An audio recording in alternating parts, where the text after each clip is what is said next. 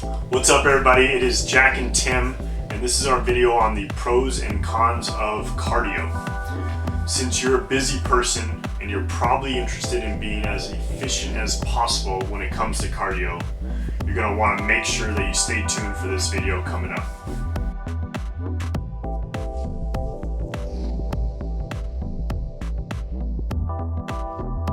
Pro number one, cardio can be great for cardiovascular health. Studies have shown that 2 to 3 hours of cardio a week can be great for heart health and can also lower your risk of heart disease and any cardiovascular event by 2 or 3 times. But you probably already knew this since this has always been well documented and well known for what seems like forever. Pro number two can help you just lose some weight.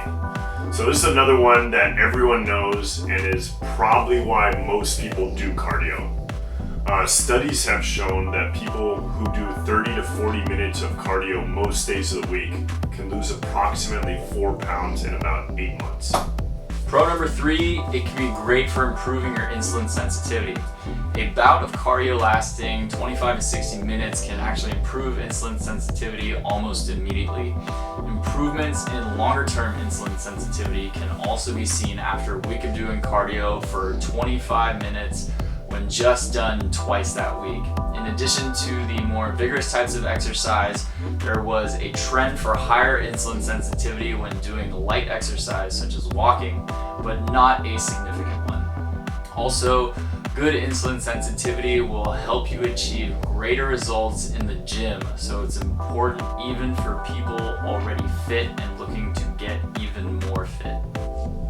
Other pros. It increases your blood volume and therefore increases stroke volume of your heart. It strengthens the muscles involved in respiration to assist lung function. It increases the total number of red blood cells in the body to enable greater oxygen facilitation throughout the body. It increases the heart muscle, which will improve resting heart and pumping efficiency. It reduces stress and tension and increases mental well-being. It increases circulation throughout all areas of the body, and it also can increase self-esteem. Okay, so now that we have a good grasp on all of the pros, let's take a look at some of the cons. Con number one. So, strenuous cardio or longer duration cardio can increase chemical stress, mostly cortisol, especially if you're already under a lot of stress, which unfortunately most people are. So, what happens when cortisol is constantly high? Your cells can become insulin resistant, which can cause inflammation and make the body unable to access body fat to burn for energy.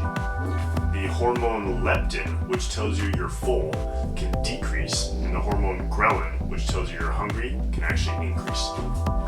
So, you'll basically be more hungry, and you'll probably eat more, which is typically not good.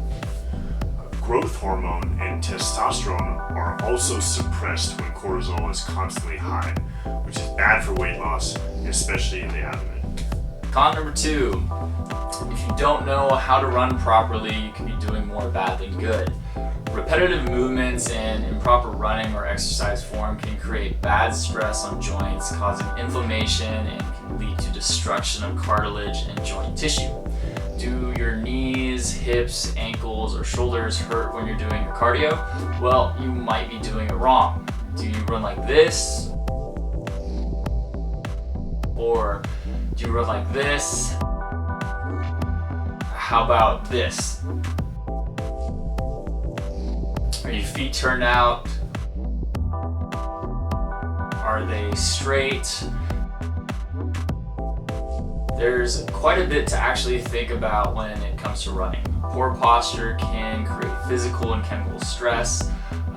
This can cause you to breathe improperly and therefore affect your rate of exchange. If you're not breathing right when you're exercising or doing cardio, that's generally not a good thing. Con number three. When you do cardio, you burn more calories, which has been shown to cause you to consume more calories. This overeating can lead to further weight gain. In addition to overeating, what kind of foods are most people consuming who do lots of cardio? Carbs. So carb consumption leads to an increase in insulin, which is really helpful in bringing small molecules of fat to adipose or fat tissue all over your body. Light and moderate intensity cardio like walking, jogging, or a bike ride won't significantly deplete energy stores or cause muscle damage, and extra protein or carbs aren't necessary and may negate a calorie deficit. Plus, carbs cause the release of insulin, which is in fact terrible for fat loss.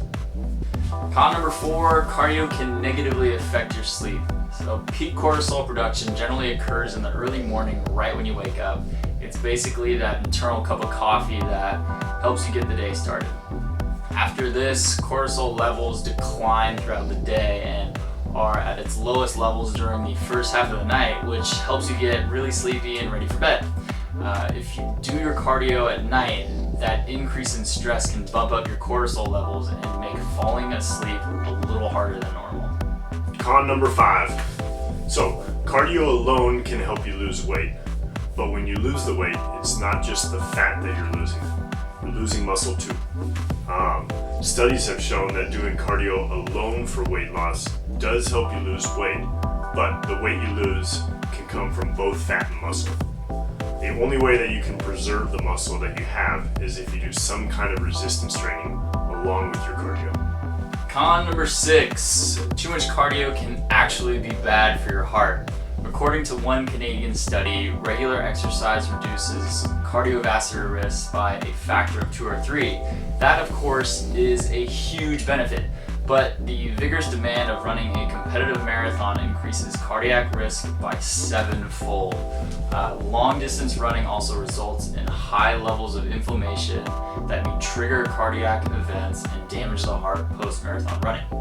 Another US study showed even more grim news. Researchers used a group of extremely fit older men who were members of the 100 Marathon Club, meaning that they had successfully run a minimum of 100 marathons. They found that half of these marathon lifers showed some heart scarring, especially the men who had trained the longest and hardest.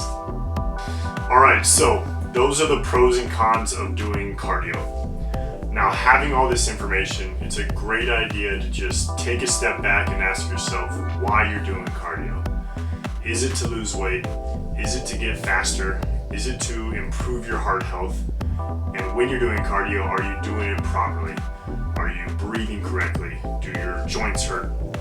I know it's easy to just put on your running shoes and step out of the door and go for it. We just want to make sure that you're careful and make sure that you're staying safe and you're not already adding to your busy and stressful life. Okay, well that's our video on the pros and cons of cardio. We're Tim and Jack. Stay fit, stay healthy.